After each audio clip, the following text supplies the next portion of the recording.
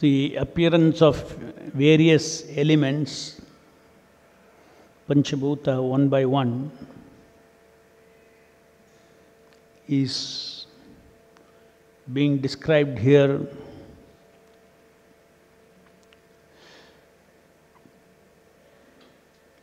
The action of air is exhibited in movements, mixing, allowing approach to the objects of sound and other sense perceptions, and providing for proper functioning of all other senses. So the action of air is so important for sense perceptions as well as proper functioning of all the senses. So the Sankhya philosophy being explained by Kapila Muni is to get an analytical understanding of how this material world of 24 elements acts by the mixing of Kala, the plenary impersonal energy of expansion of the super soul, Paramatma. So by the mixing of Kala, all these elements, they produce what we see in this world, what we hear in this world, etc. What we touch in this world.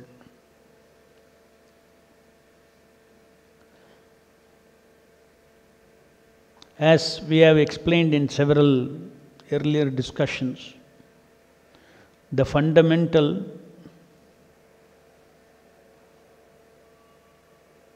ability to sense perceptions,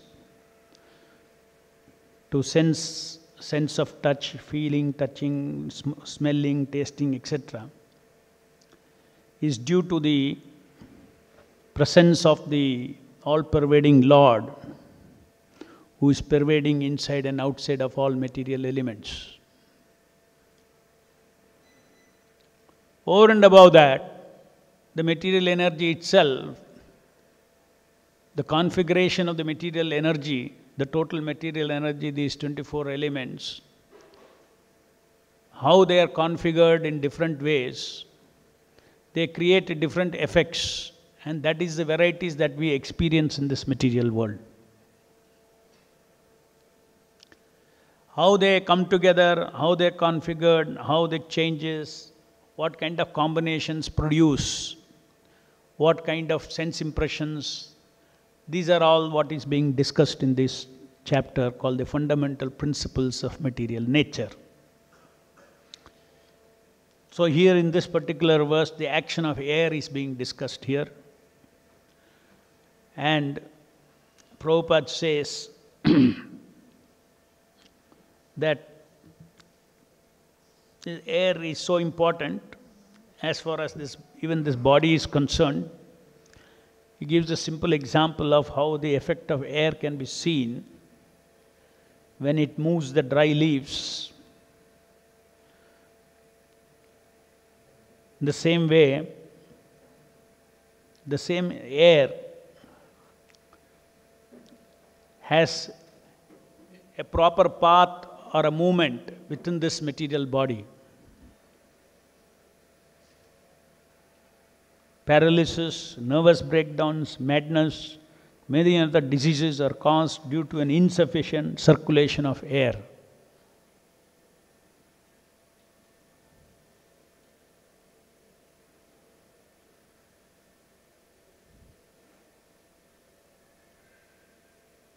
The movement of air, the subtle air called prana,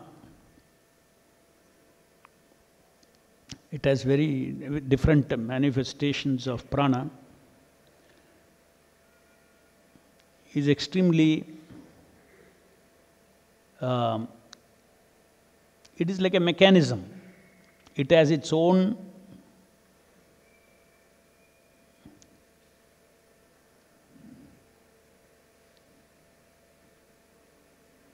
way of affecting the consciousness of the living entity, positively or negatively. The human system, the body system, the mind-body system, if the movement of the air in the mind-body system is not as it should be in a healthy body,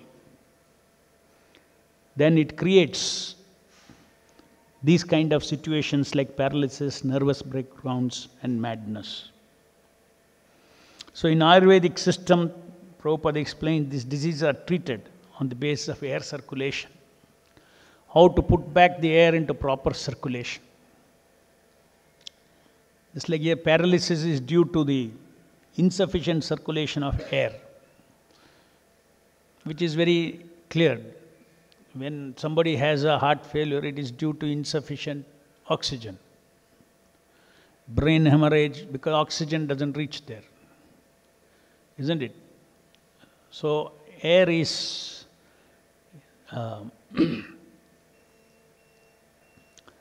the source of life for the entire system in this body. In fact, the energy in this body for the senses and everything, modern science understands that the energy is coming from calories, from the food.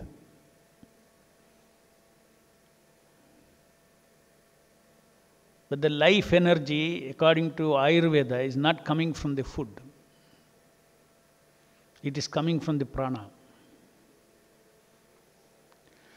But what comes from the food is a strength. But the life energy itself cannot come from the food. Vitality cannot come from the food. It comes from the prana, air. Therefore, good quality air, breathing good quality air, number one. The way the air is breathed, taken into this body, the way the air is controlled by the mind,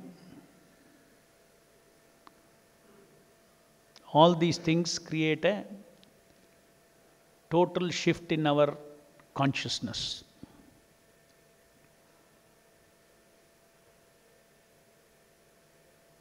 And we cannot control the air, we cannot control our thoughts, we cannot control our body if we don't become conscious of the body, if we don't become conscious of the air, if we don't become conscious of the thoughts. We cannot control our emotions if we don't become conscious of the emotions. This is a very special faculty that is given in the human form of life. Animals cannot become conscious of these things and then manipulate. They cannot become conscious of their thoughts. They can leave their thoughts. They cannot become conscious of their thoughts. They cannot see their thoughts. They have to only think their thoughts. They cannot see their feeling. They only have to feel the feeling. But in the human form of life, we have got this special faculty of being able to see our feeling, see our thought, see the air, see the gross body. Unless you see something, you cannot control it. That is called meditation. Unless you see something, you cannot control it. But those who are associating with the Hare Krishna Mahamantra, holy name of the Lord, those who are in constant Sangha, Isha Sangha, as Prabhupada explained in the lecture yesterday, Isha Sangha, in its different aspects, as Rupa, as Shabda, as Nama, those who associate with them, the consciousness automatically transcends the material nature. By the energy from the Lord, perceptual energy from the Lord, it lifts so that the living entity can see all these things very easily. If he is told, then he can very easily see.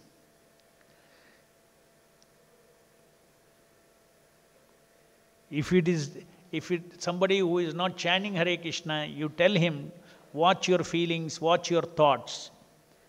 It may be 1,000 times more difficult for a person who is not chanting Hare Krishna.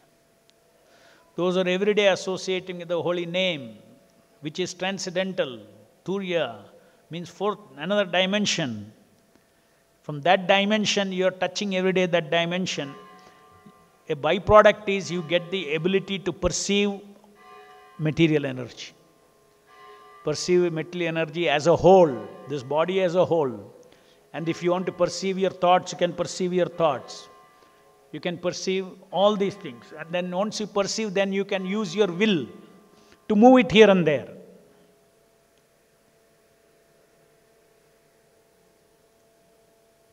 Suppose I want to shift this bead bag from here to here. I have to move. It's a movement. If I have to move, before moving, first thing is what? I have to see.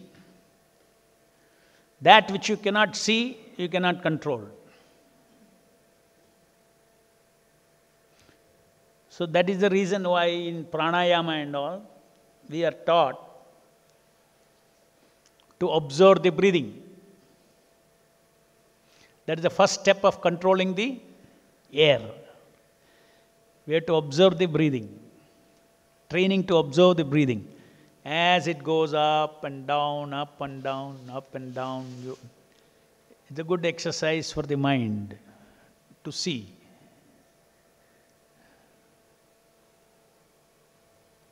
Before, the yogis are taught how to see the thoughts.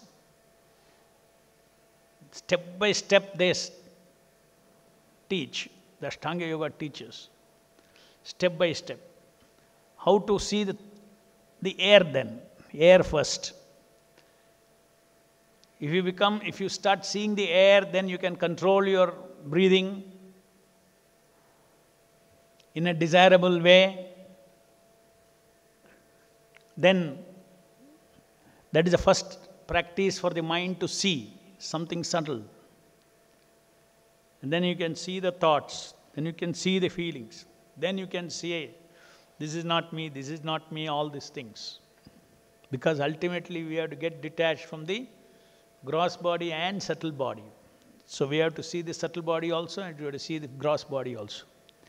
Not only see, we have to see the functioning of the gross body, we have to see this functioning of the subtle body. All these things are, that is why these things are being described in Bhagavata.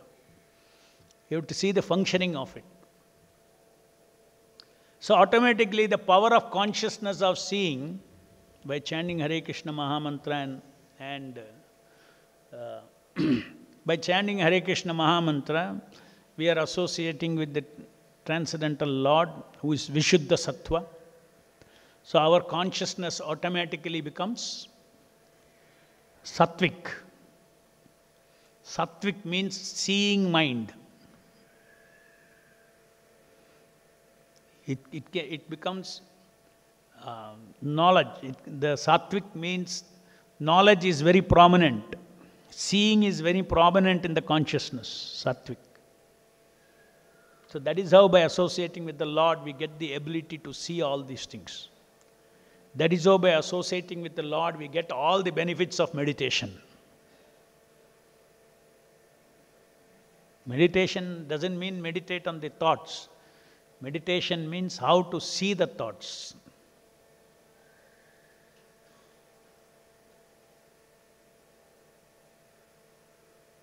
Animals cannot meditate. Humans can meditate. So,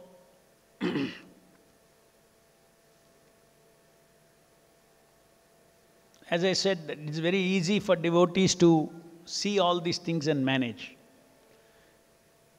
But just because it is easy, if we don't do it, then we are as bad as anybody else. Is it not? The body has to be taken care, as Prabhupada is saying here. The body is belonging to Krishna, belonging to Guru. It's a vehicle. Those who identify with the body sometimes don't care for the body.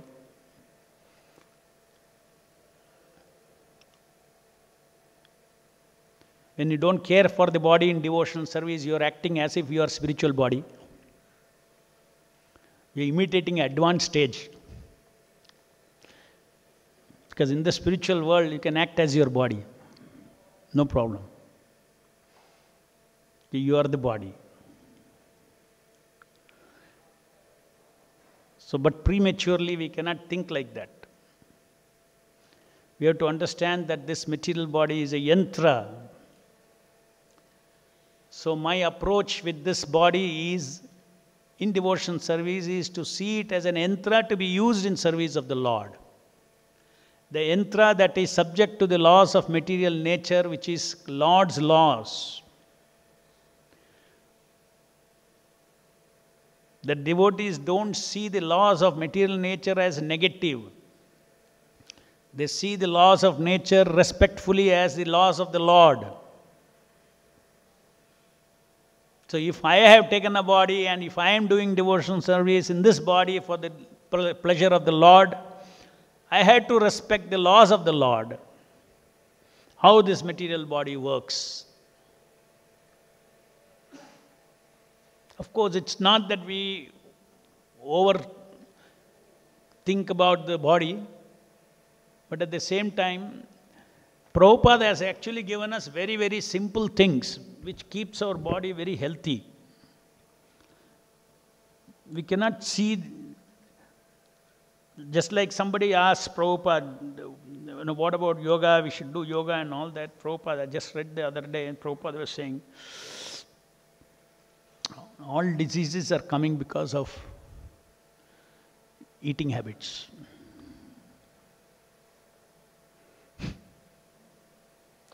If you eat how much you should eat,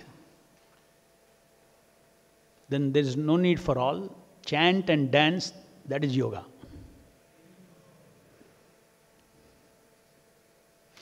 But first point is very important. For that you didn't say Haribol.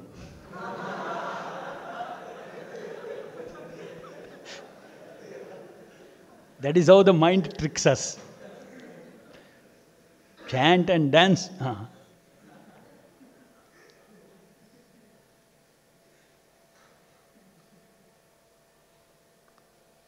If the eating habits, what you eat, quantity you eat, is taken care of, then no diseases will affect.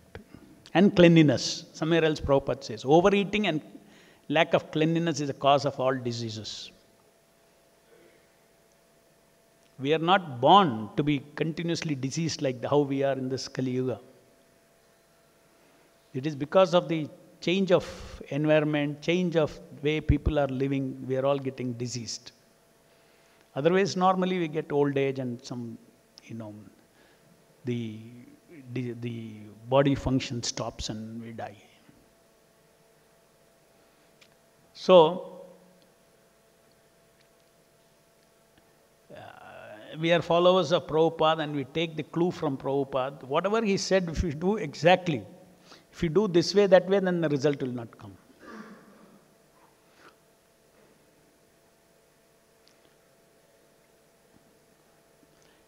We have to change our habits. Just like attentive chanting, we have to attentively take prasadam. If you attentively take prasadam, no disease will come.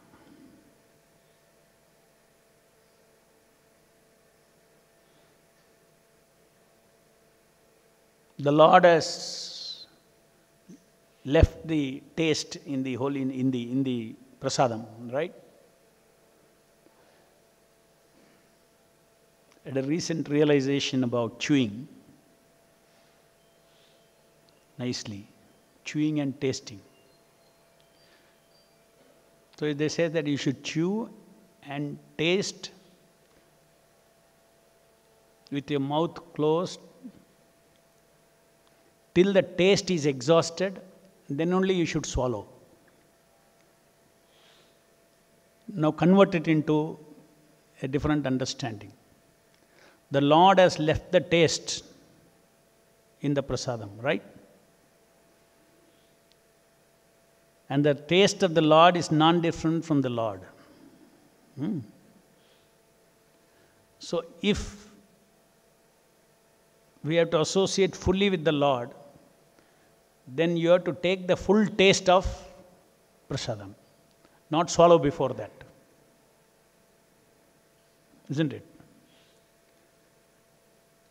They all appear to be small things, but probably if these things are followed, the world will be a better place. Even other ways, even non-prasadam also. If they chew and eat, it will be a better place. Because of a lot of thinking I've been doing on diabetics. So I have all these realizations. So this, I did some experiments and it's very interesting that simply they say diabetes is lifestyle disease, they say. Lack of exercise, all these things, fine, that is also there. But there are people who exercise so much and their diabetes doesn't go. It is actually more of a eating style disease, diabetic. One can experiment how the sugar level doesn't spike if completely one chews and then takes the food inside. If without chewing you spike inside, you check the glucose level. If it is jumped up by 80 units after eating, you chew and you take, immediately you can prove, take sugar level, it will be half, 40. It will be shooting up by 40 only. So entire diabetic is about spiking of blood sugar. And then it accumulates and it rises to very high level. The minimum level keeps going. You hike little today and it doesn't go down. Then tomorrow some more, it doesn't go down, it doesn't go down, it doesn't go down. Your minimum rises up. Minimum reference level itself rises up. So the organs of the blood cannot see beyond a certain level of sugar, glucose. Immediately the kidneys start working to take out the extra sugar in the blood. This is important for devotees also, that very specifically, actually last 2-3 days I did this experiment of how the sugar spikes if you chew and eat. So much of these health tips are given by Srila Prabhupada here and there. If you see Prabhupada, how he eats, have you seen videos? Very slowly eats. I mean, he's such a busy person, founder Acharya of the International Society for Krishna Consciousness. And his assistants is to say, Prabhupada is to actually close the room and sit and finish eating.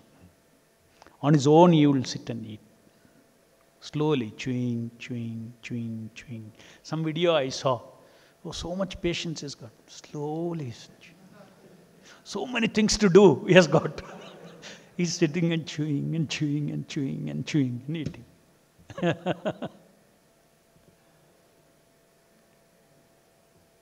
So you follow in the footsteps of Prabhupada. All these things if we follow, then we will not get any diseases.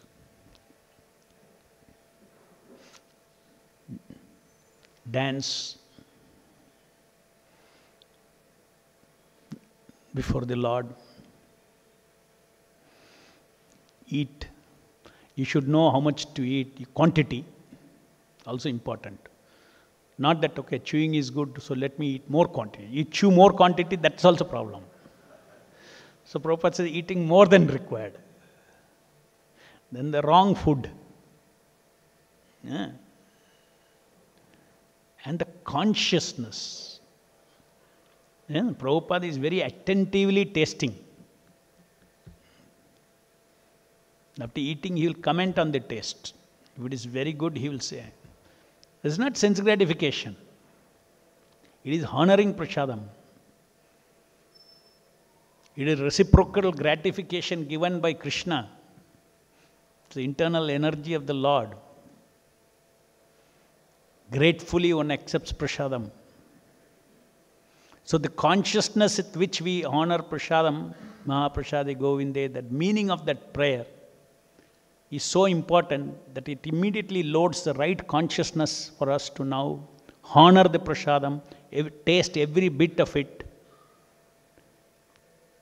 And it is a fact that if we taste every bit of it, we don't swallow inside before tasting every bit of it, then lot of our food demand is due to this brain demand. Brain demands certain tastes more than stomach. It's a psychological hunger for taste.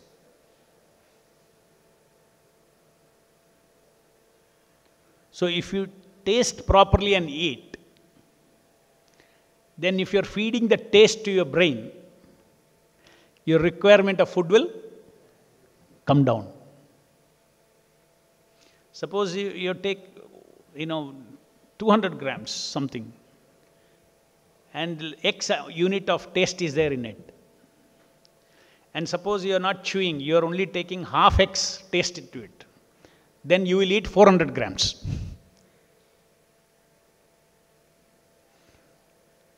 To satisfy the brain. So if you chew and eat nicely, then your requirement also will come down. Not come down, it will come to actual requirement. You will stop enough. You don't want. Brain is also satisfied.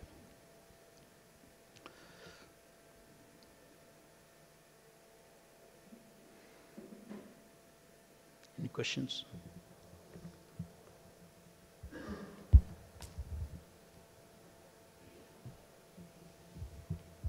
Hare Krishna, Prabhu. Yes. Prabhu, as you told that in human form of life only we have got this special facility of seeing the thoughts or seeing the thinking. So Prabhu, my question is that if I am getting in this cycle more and more, like if I become so conscious that each and everything I am observing, is it right or wrong, is it no? It is so much that it's affecting my efficiency. Is it right or wrong means you are not observing. You are analyzing.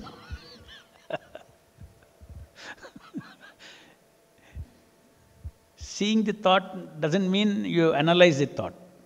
That is second step. That you choose. Where you want to analyze, you analyze. That depends on what you want to move.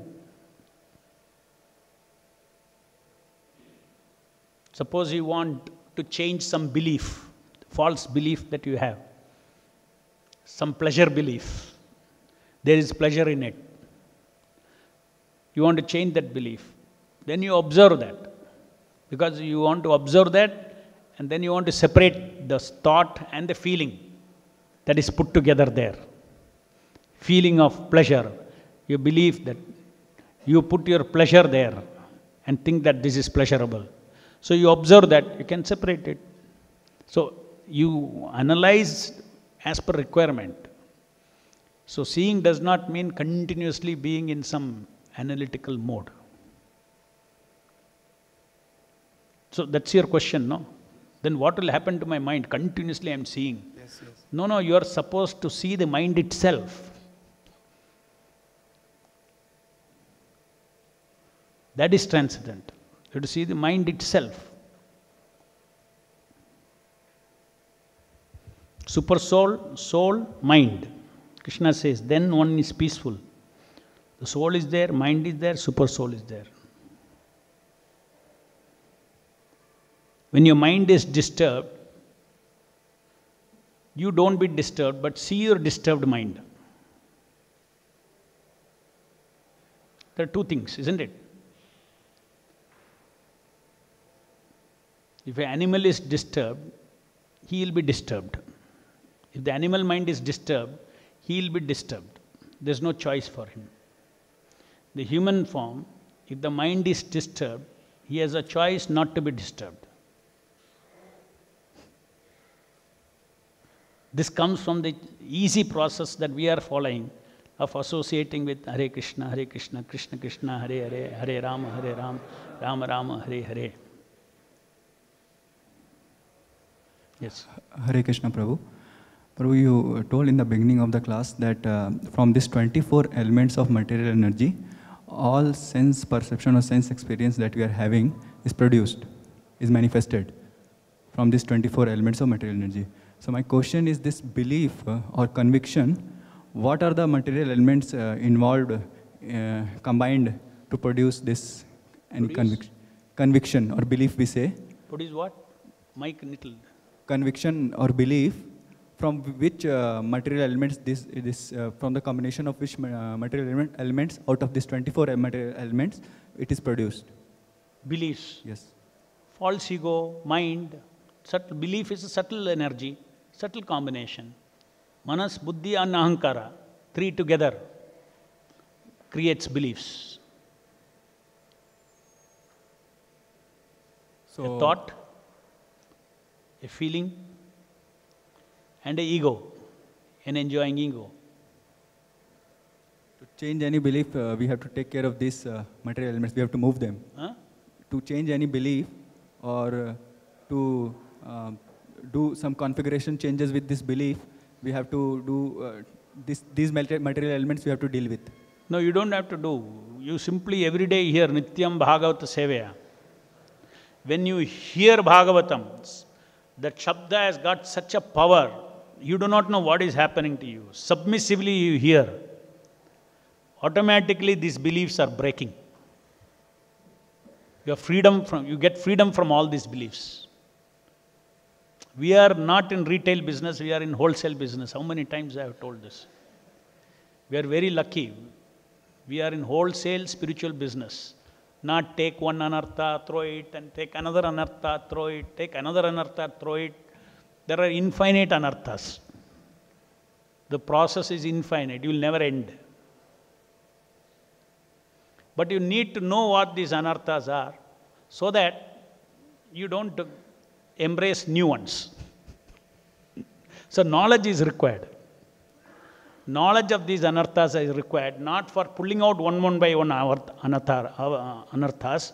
Knowledge is required to identify it as anartha, because constantly Maya is trying to bombard us with new anarthas. Regarding what is sitting old anarthas in our subtle body, by Nityam Bhagavata Seva it will go. New anarthas, if you are embracing, what can do? If you don't use your free will to reject it, what can be done? Krishna will say, okay, that means you are still interested in it. So knowledge of these things are very important. Knowledge of these anarthas are important. Knowledge about their beliefs are very important. This is a false belief. This is a false ego, the mode of goodness, badness, all those things, very important. But how to remove them is by our bhakti process.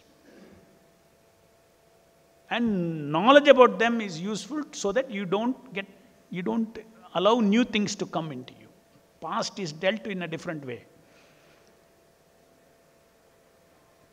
Grandaraj Srimad Bhagavatam. One question, Stoka Krishna.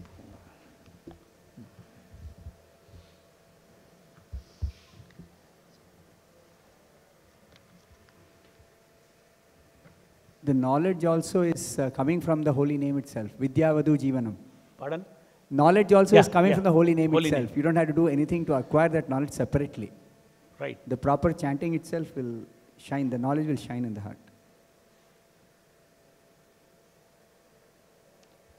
The entire knowledge is revealed from the holy name.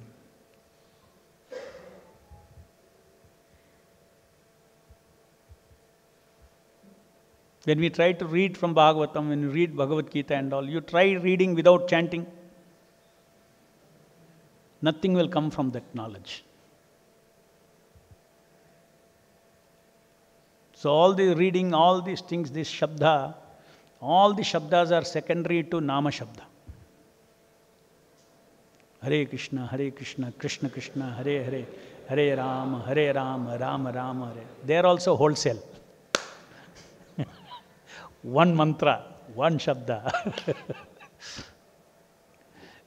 Grandharaj Srimad Bhagavatam ki jai, Jagat Guru Srila Prabhupada ki jai.